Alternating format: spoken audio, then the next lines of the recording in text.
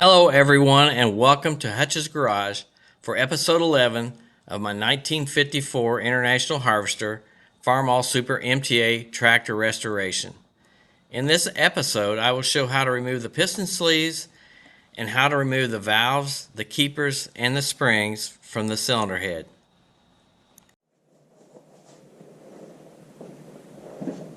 I've removed the crankshaft, and I actually used my chain hoist to lift it out of the engine with the upside down. I checked all the bearings on it.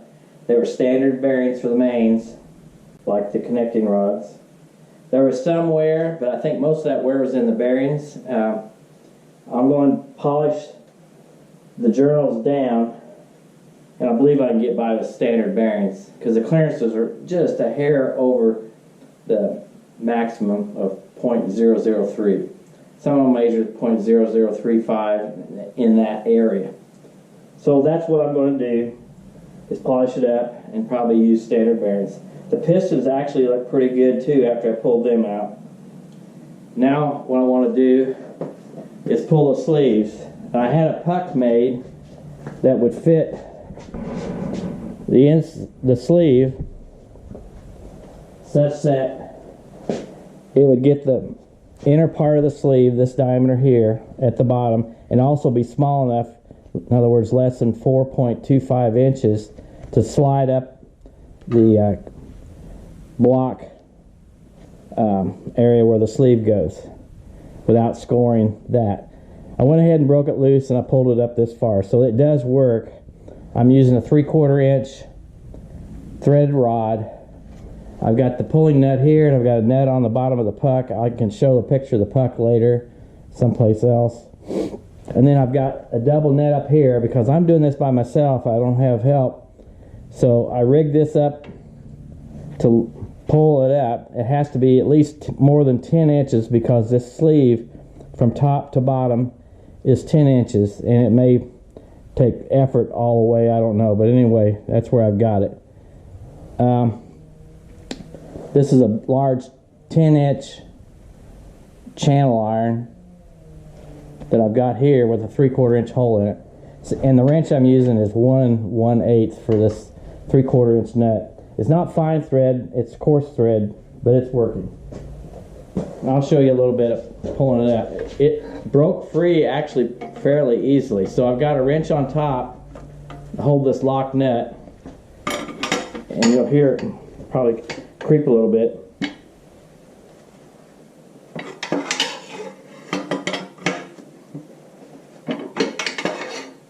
It took a little effort for that first move, but you could see it start to move and then it pop.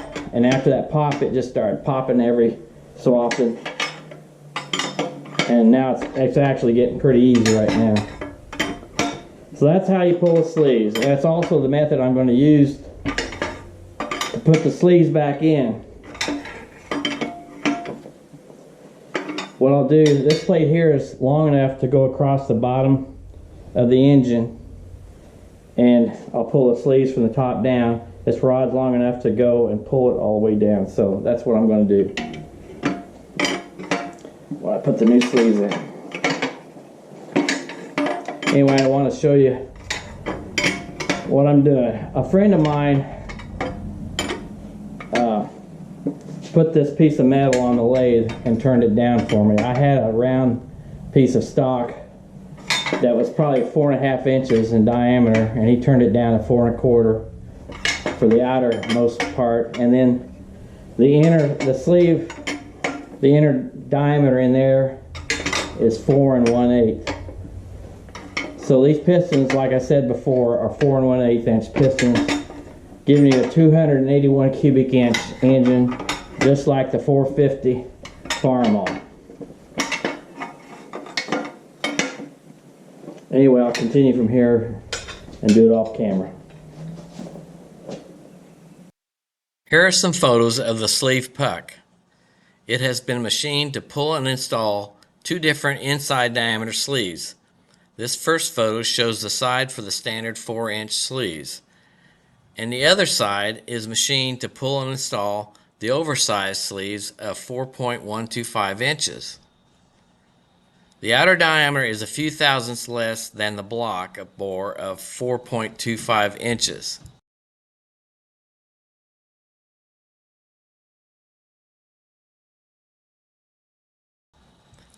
This last photo is a view from the underside of the block and shows the puck as it is used to remove the sleeve.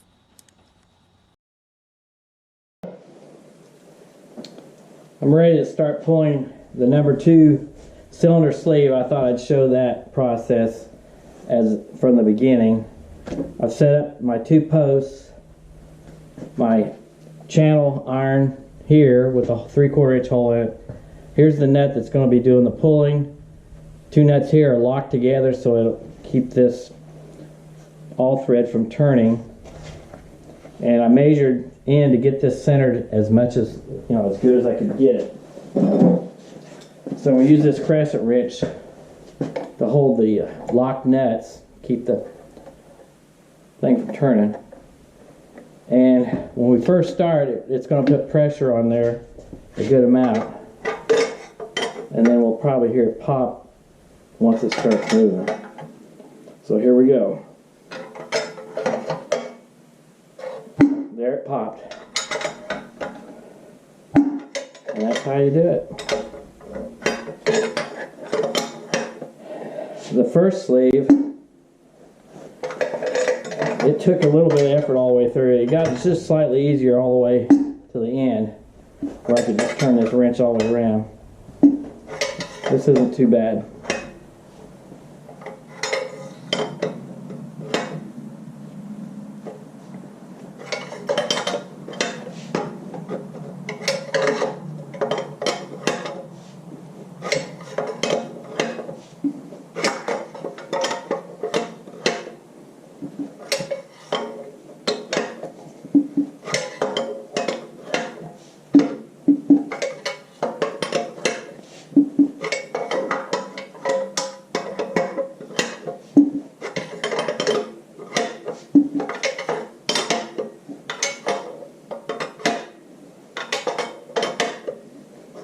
Alright, we'll stop the video right here.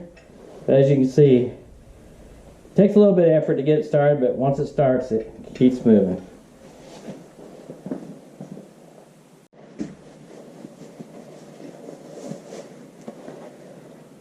I'm going to look at the head and work on getting the valves out of it. And I bought a tool from Harbor Freight. It's a valve compression, or a valve spring compression tool that allows you to take the top of the the keepers and all that, so you can release the valves and take them out. And this will be my first time trying this, so we can see if we can do this the first time. So you spread the jaws over the spring, and it's 2 different heights that grab it. This thing, as you turn it clockwise, moves down, pushes down on top of the valve, keeper, and whatever this piece is called here. This is a rotator on these. Exhaust valves on this Farmall had rotating exhaust valves through this rotator here. So I think the best way to do that is work this down as far as I can. Get it into the spring. Actually, the spring is a spiral.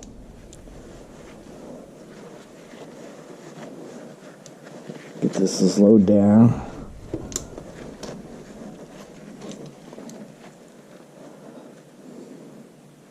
Oh, I guess I really want to go this way.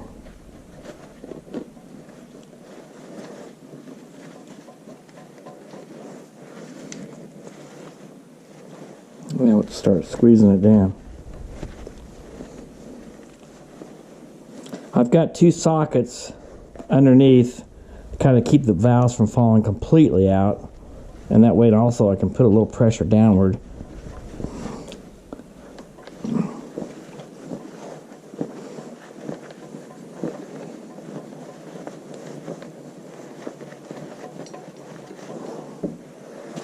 Make sure that's going to stay. That's squeezing the spring all right.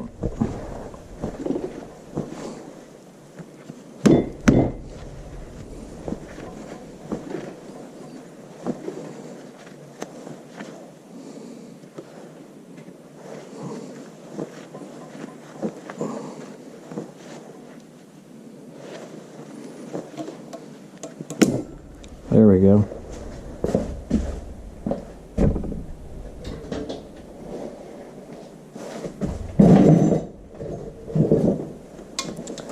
I'll try to use this magnet to get the keepers out. There's one.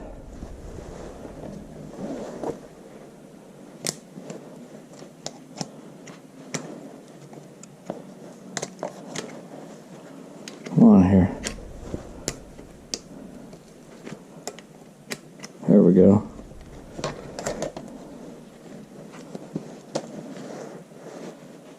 So now I'm going to relieve the pressure. I'm going this way.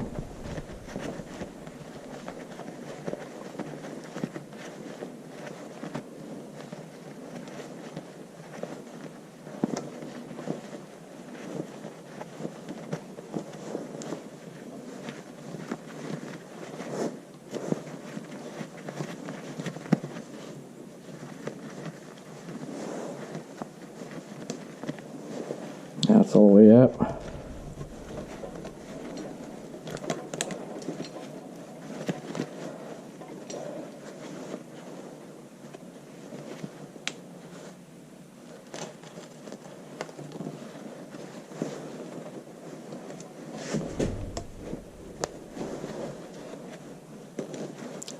I'm going to spiral this upwards through the spring.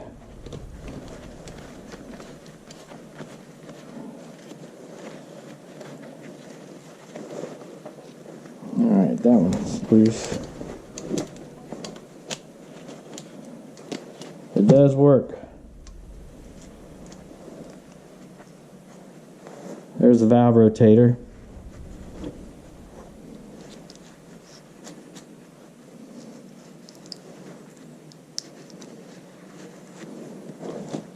Spring. As you can see, there's also a little spring there. Let me get my needle nose.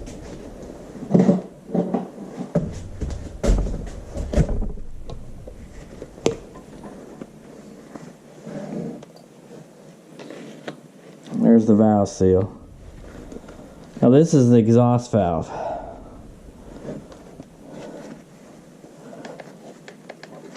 So it's sitting on that socket below. Let's do an intake valve. Let's try that. And I've got a piece of cardboard box that I'm going to set these valves in to keep them more. So I'll do these two, remove the sockets underneath, and then remove the valves. So let's see if wow, that doesn't look like it's going to go over. It may be pushing. There it goes. Yeah, it will. Now let's get this engaged. Got that one engaged.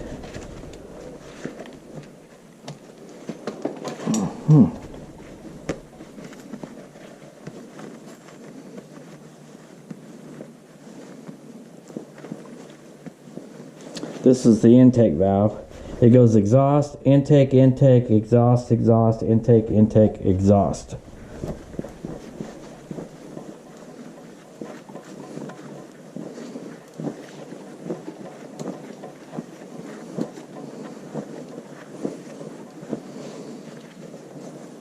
Make sure that's not going to slip. All right.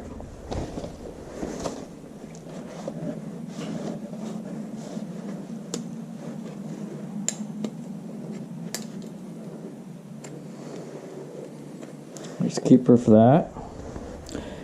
If I get new valves, which might be likely, it'll come with new keepers and everything. So now we'll relieve the tension.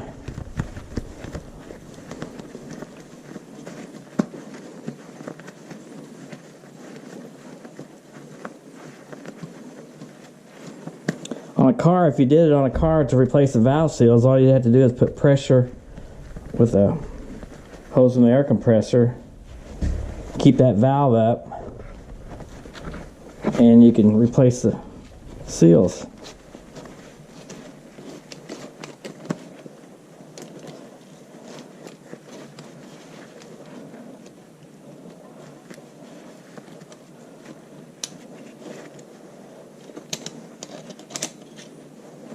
we go.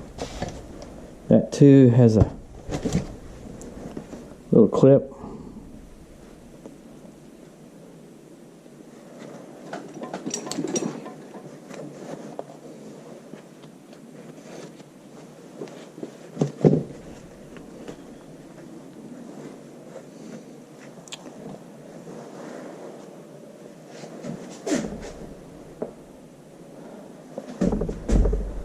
Reading the book, it says that there's supposed to be a sharp taper to prevent oil from being sucked into this engine and burning it. And that looks pretty flat to me. I don't know where they've replaced these valve guides or not. At the moment, they don't seem to. All right. So we'll back this, lay this back a little bit.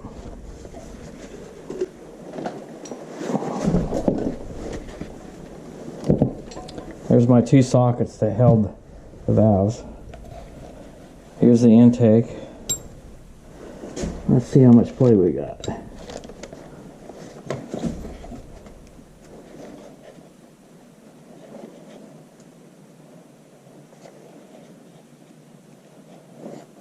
Doesn't seem to be a whole lot on that.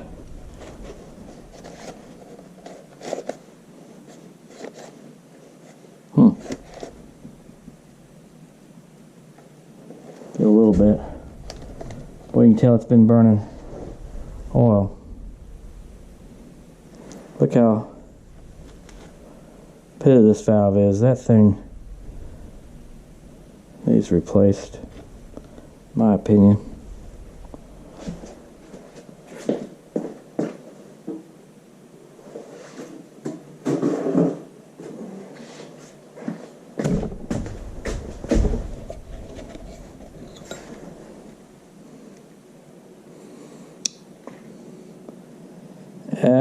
Can't really tell for sure if it's how much it's worn because the carbon on it does appear to be worn some.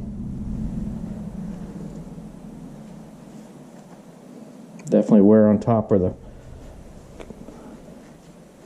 valve levers been pushing on. Alright, we'll conclude this from here and I'll take the rest of them off camera. That's all the time we have for in this episode. Thank you for watching this video. If you like this video, please hit the thumbs up and subscribe to my channel. Please continue to join me for the next episode as I restore and rebuild this 1954 International Harvester Farmall Super MTA tractor.